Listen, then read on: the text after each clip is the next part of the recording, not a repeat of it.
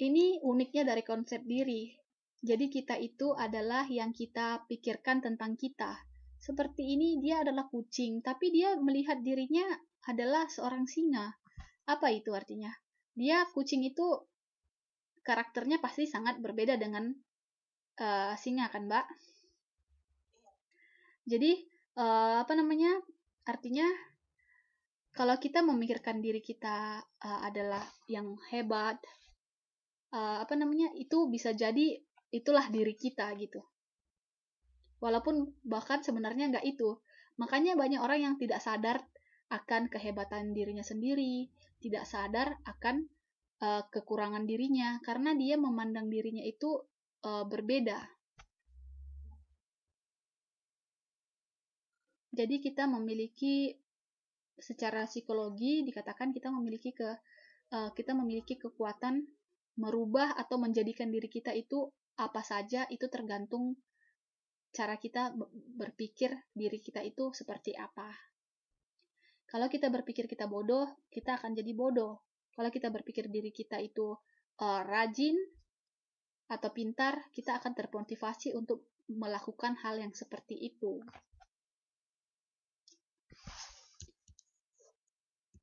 Atau Mbak bisa lihat dari bukunya, atau bisa ada pertanyaan, bisa kita bahas. Karena saya minta maaf Mbak kalau memang kalau pelajaran psikologi ini atau pelajaran umum lainnya memang dia tidak cukup untuk dibahas 2 jam saja. Biasanya dia juga kita harus belajar-belajar sendiri. Jadi Mbak kalau ada misalnya pas belajar tiba-tiba ada pertanyaan, ya kita bisa diskusikan sama-sama gitu.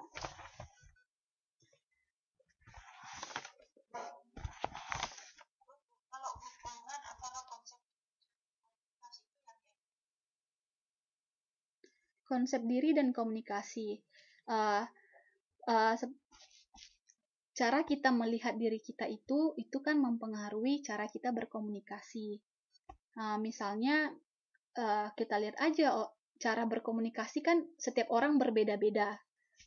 Seorang misalnya yang mulai dari gangguan kejiwaan yang sehat dan yang memiliki gangguan kejiwaan, kan cara dia berkomunikasi beda. Itu dikarenakan apa? Dikarenakan konsep diri dia, dikarenakan 3 hal ini. 3 hal ini. Jadi, kenapa semua orang itu memiliki cara komunikasi yang berbeda? Ya dikarenakan dia memiliki konsep diri yang berbeda-beda pula. Orang yang memiliki, contohnya tadi, orang yang memiliki konsep diri negatif, cenderung ketika kita berkomunikasi sama dia itu mungkin banyakan mengeluh atau dia melihat sesuatu itu dari sisi negatifnya semua. Dari situ dengan mengenali konsep diri dia atau dengan mempelajari ini kita tahu, wah orang ini memiliki konsep diri yang negatif. Jadi kita juga akan tahu apa yang harus kita lakukan untuk orang yang memiliki konsep diri negatif. Jadi dengan belajar ini kita bisa mengetahui kenapa orang bisa berkomunikasi dengan cara yang berbeda-beda. Karena mereka memiliki konsep diri yang berbeda-beda.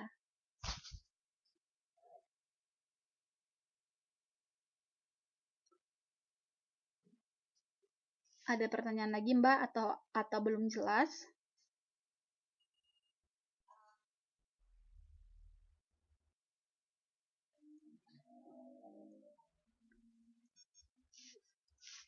Konsep diri ini juga dipengaruhi oleh pelajaran kita sebelum-sebelumnya, yaitu cara dia mempersepsi dirinya, karakteristik dia, atau banyak hal yang mempengaruhi konsep diri. Jadi kenapa di ilmu komunikasi kita harus belajar ini? Karena komunikasi itu kan muncul atau komunikasi itu terjadi itu hasil dari pikiran seseorang, hasil dari karakteristik orang itu tersebut gitu. Dan karakter orang tersebut itu ditentukan banyak juga aspek yang menentukannya. Jadi itu sangat sangat satu sama lain itu related gitu, berhubungan. Jadi kalau Mbak lihat dari modul 1, 2, 3, mulai dari belajar psikologi awal, perkenalan kita sama psikologi, lalu persepsi, lalu sensasi, hal itu nanti lama-lama dia semakin tinggi levelnya. Dan ini semuanya berhubungan, bukan putus-putus. Kalau sebelumnya kita belajar dari apa itu berpikir, itu kan berpikir juga kan konsep diri sendiri gitu. Tadi kan kita juga belajar bagaimana orang melihat dirinya sendiri. Itu adalah ada mulai dari harga diri, dan ada harga diri ini terbagi dua, yaitu kognitif, afektif. Ini semuanya berhubungan. Nanti di belakang atau di pelajaran berikutnya, nanti semua yang kita pelajari sebelumnya ini nanti dihubungkan ke komunikasi. Makanya sangat sering kalau psikolog itu atau psikiater untuk mengenali pasiennya atau mengenali orang yang dia berkonsultasi, kan itu dari cara mereka berkomunikasi. Jadi dari komunikasi itu kita bisa mengenal orang lain, gimana karakteristiknya, gimana self konsep dirinya gitu, Mbak.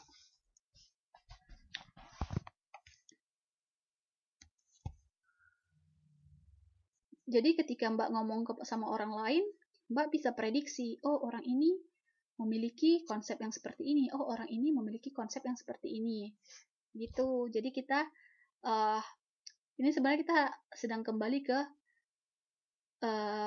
ke definisi psikologi. Karena ketika kita sudah mengetahui apa yang terjadi, kita akan memprediksi, wah nanti dia akan bakalan begini gitu.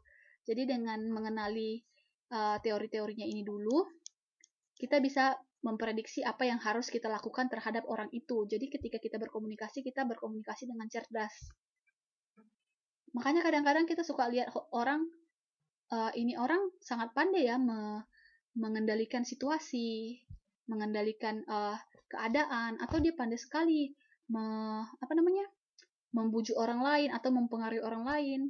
Ya karena dia mempelajari psikologi orang yang dia bicarai. Jadi dengan dia mengerti psikologi orang itu tersebut, dia bisa langsung tahu bagaimana cara tekniknya untuk mempengaruhi orang tersebut.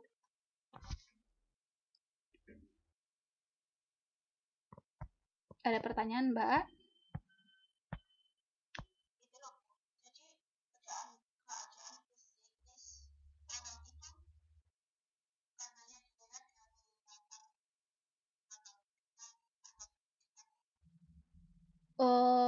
Bukan. Kalau psikis itu lebih ke perasaan, lebih ke mental.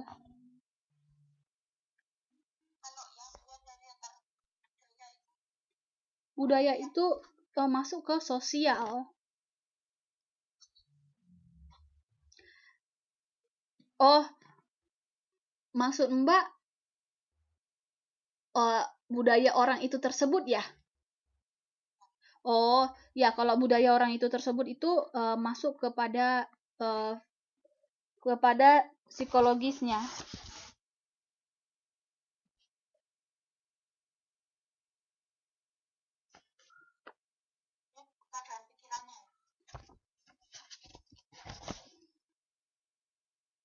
Maaf Mbak, maksud saya bukan psikologis tapi dalam keadaan fisis.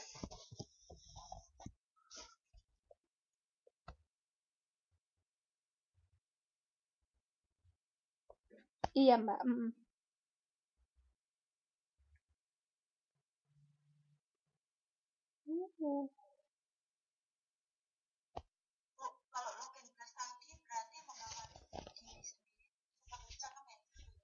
Iya. Dia dia berkaca tentang dirinya sendiri gitu, melihat bagaimana karakternya dia, itu disebut dengan Mbak, glasses apa? Bisa jadi udah lupa.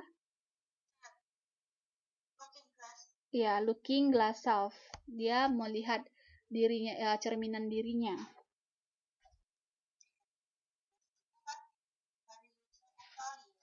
Ya, dari Collie, Charles Horton Collie. Sebenarnya nama ini Mbak, dia tergantung orangnya dari mana. Kalau dia orang mungkin dari Amerika, mungkin dari United States, bisa jadi ini dibaca bahasa Inggris. Tapi kalau misalnya dia dari Eropa atau dari benua Afrika, pembacaan namanya itu berbeda-beda. Ini bisa jadi Kuli atau Koli, tergantung ya.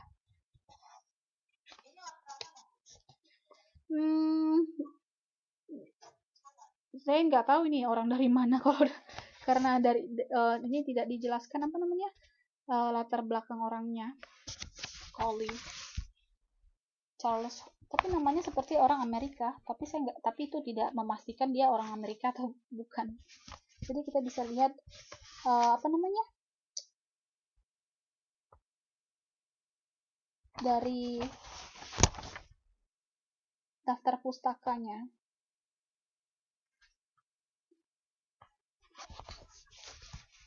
Daftar pustakanya tidak ada namanya dimasukkan, mungkin dari daftar pustaka yang paling belakang. Biasanya di situ ada apa namanya ada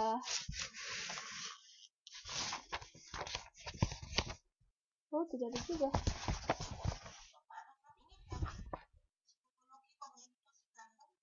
Ya, kalau saya tidak tahu, tapi bukunya terbit pada tahun 94, jadi bisa disimpulkan dia udah cukup berusia cukup tua. Tapi kalau dia masih ada atau tidak, saya tidak tahu.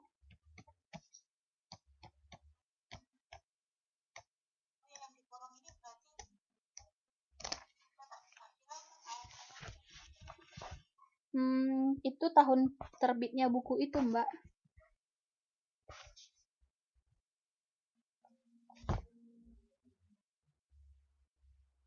Ya, namanya si Collie ini tidak ada.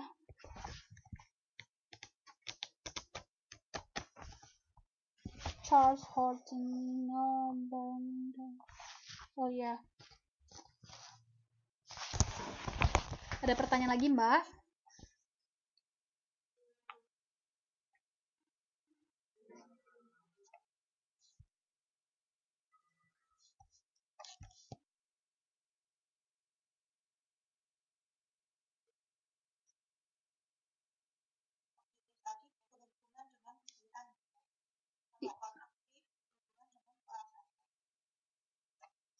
Ya, benar.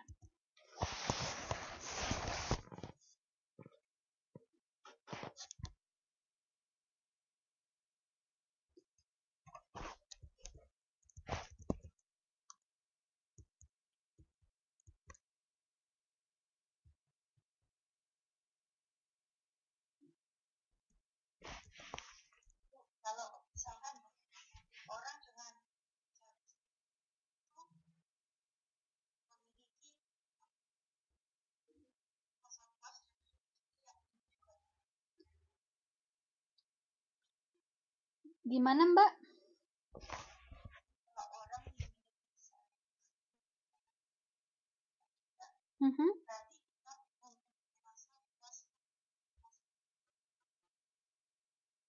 Lebih tinggi. Iya, jadi kita memiliki rasa puas terhadap diri kita sendiri itu lebih tinggi.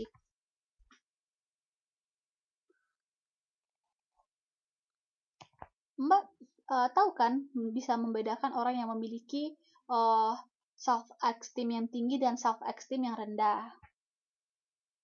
Ya, mungkin paling seringnya itu orang yang tinggi itu dia orangnya sangat antusias. Sementara orang yang low self esteem itu biasanya dia orangnya pesimis.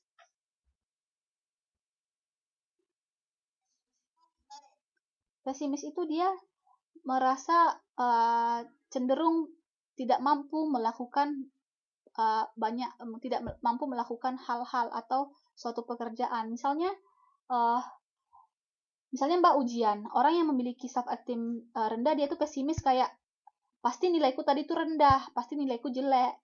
Sementara orang yang punya self-esteem yang tinggi, dia tuh optimis, dia yakin dengan yang dilakukan. Oh, pasti nilaiku itu tinggi atau paling enggak di atas rata-rata lah gitu. Jadi orang optimis, orang pesimis itu dia cenderung memandang negatif atau motivasi dalam dirinya itu kurang. Makanya kita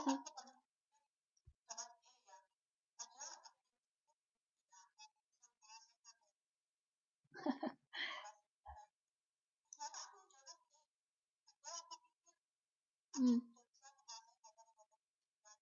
ya, ya. Mbak bisa ini.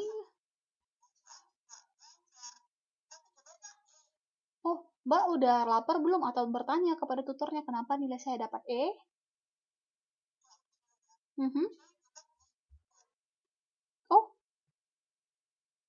Mbak nggak minta kertas ujian atau alasan kenapa dapat E? Oh ya, karena kalau nilai kita dapat nilai bagus atau tidak itu kadang-kadang bisa jadi ada kesalahan dari sistem, kesalahan nggak 100% kesalahan dari kita. Jadi itu lebih bagus kita tanya, karena saya juga kadang-kadang mengasih nilai, kan namanya saja manusia, mungkin dia apa namanya ada melakukan kesalahan. Jadi lebih bagus ketika tidak sesuai, kita bisa tanyakan. Jadi kita juga membantu dosen itu supaya lebih hati-hati, atau membantu dosen itu supaya lebih supaya dia sadar bahwa dia melakukan kesalahan gitu, Mbak. Lebih bagus diberitahu. Iya, saya juga kalau sudah rajin dan merasa absen bagus, ujian bisa jawab atau aktif, pasti saya juga bertanya kenapa saya dapat nilai seperti ini. Ya, tapi sebaliknya kalau tidak mau belajar, ujian tidak bagus, dapat nilai E, kalau protes, nah itu baru. Tapi kalau merasa benar ya tidak masalah.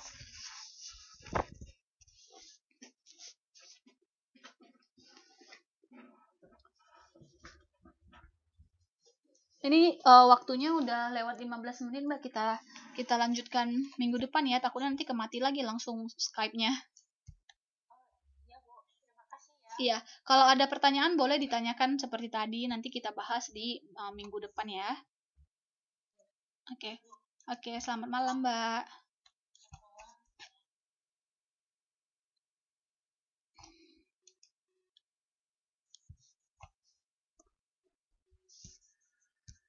Tidak mau mati.